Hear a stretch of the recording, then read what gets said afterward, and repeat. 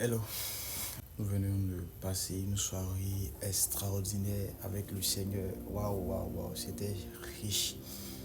Et depuis que l'année 2025 était en train de s'achever, on était en prière pour beaucoup de choses et autres.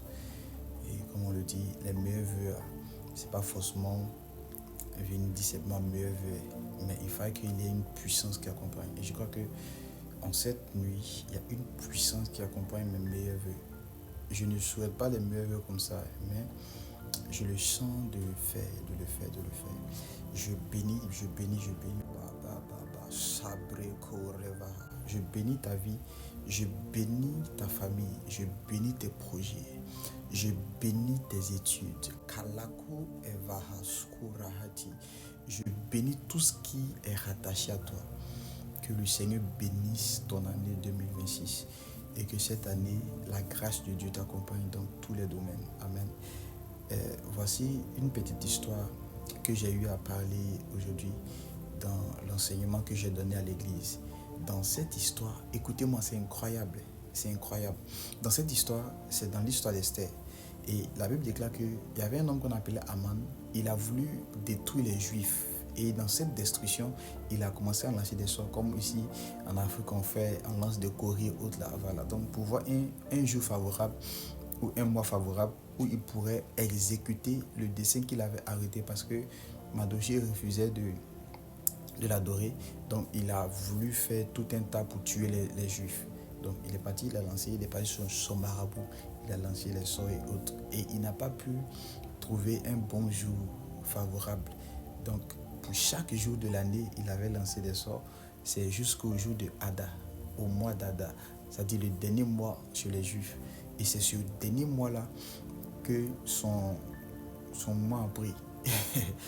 Le sort qu'il avait lancé s'était arrêté. Donc il avait prévu que c'est dans ce mois-là qu'il allait détruire et tuer, pendre, égorger, faire mourir les Juifs.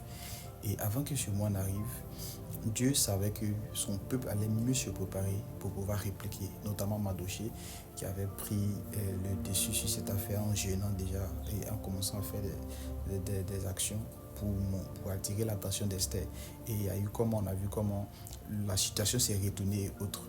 Mais vous allez voir qu'il y a un mystère dans cette histoire. C'est sur le dernier mois, le mois qu'on appelle le mois d'Adar.